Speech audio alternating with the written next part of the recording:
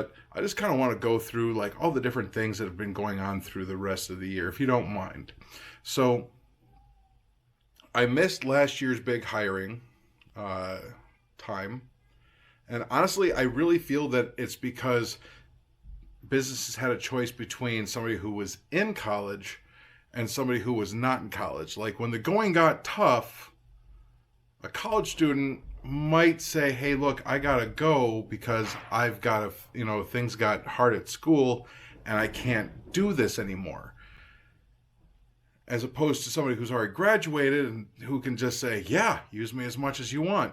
So this year has been the first year since I got my master's degree, since I started going for my master's degree, that, so basically since I got my bachelor's degree, really, that I'm completely free and clear of college so that I can, be free to be hired. And I didn't get hired this fall yet. I did progress pretty far, and it was between me and maybe one or two other people, and it wasn't me who got the job, and it was awesome. I think they made a bad I think they made an okay decision, but for a bad reason. So that be that. I got out a lot of videos. I did some basic Python videos and a little bit more advanced Python videos. A little bit more. I'm not going to, brag and say like I'm Keith Golly or anything, but, I did some good stuff. And then I kind of burned out. A video a day is way harder than I thought it would be. It's hard because you have to kind of like have an idea of what you want to do. You have to prep and make sure that you don't make any mistakes, because those videos are ran. They're not edited.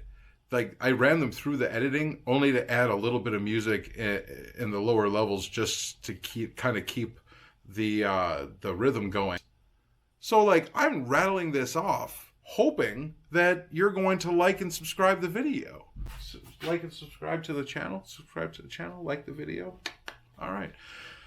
And even that, I'm still working on that project because I'm now trying to put in some like artificial intelligence, and then I'm going to I want to do some machine learning with it later on to kind of like make it a little bit more precise. But at the same time, this is the workflow. So, which you can only see like two of the things right now.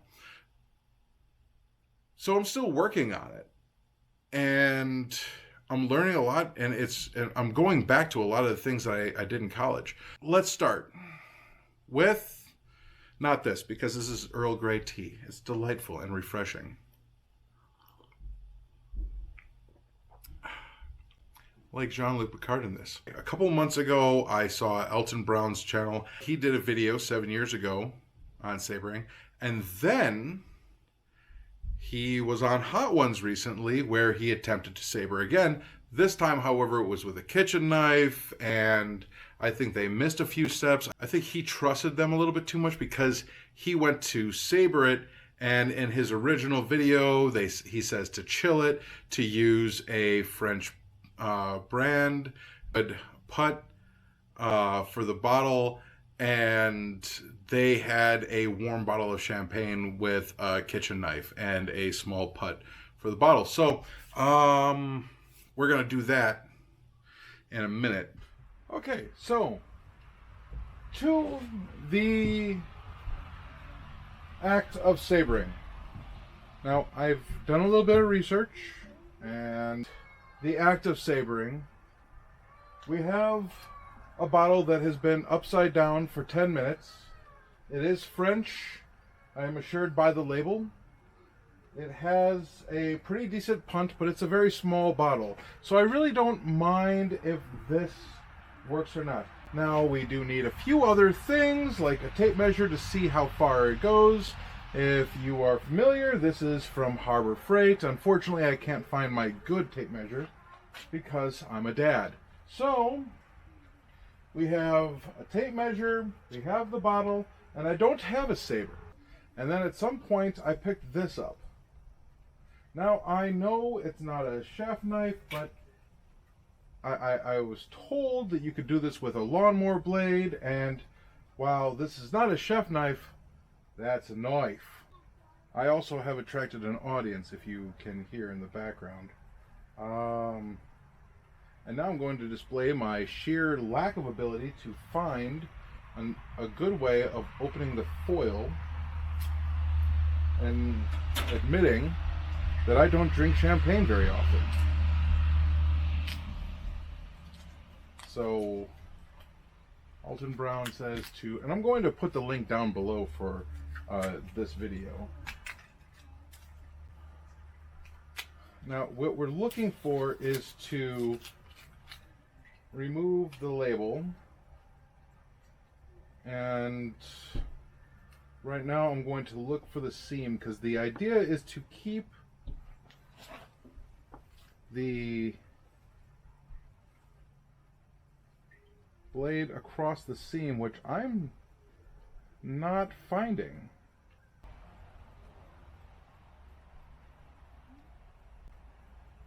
I feel like I'm seeing a seam right there. So I feel like I should probably put this back in.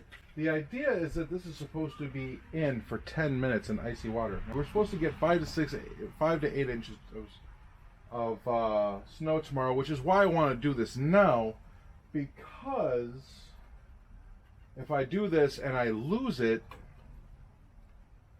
it's going to be lost in the snow, and then my children might find it. You're supposed to put your thumb over the cover of this while removing the cage. The cage is the thing that stops the cork from going off. Now, I'm going to carefully remove the cage, and from now on, this cap, this is going downrange. Now, oh my goodness. I forgot one thing. I do a trifold on a towel, put it across. I am wearing a suit jacket, and this is a Scala Classico New Yorker. I have the dinner towel, I have the jacket, I don't have a tie, but I have a hoodie.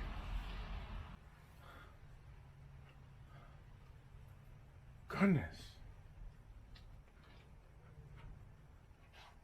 Okay, so we have the finger in the punt, that's what it's called.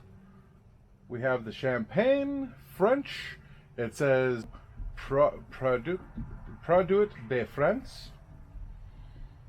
We have no seam. The reason why we use a French glass, according to Alton Brown, is because the glass is thicker. I do not see a seam, therefore I don't know where to go, and I should, from right now, stop what I'm doing. This is not likely to go well, at all. I want to take a quick look at the bottom to see if I can find... Oh! Oddly enough, I found the seam. Right there, I think. So we are going straight down the back. Now the problem with this is that this is a very curved blade and not a straight blade. But I have always kind of wanted to do this, so... nervous.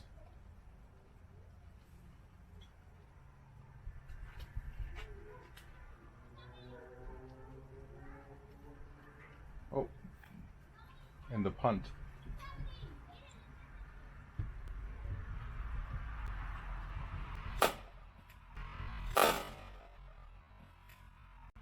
Oh, it worked.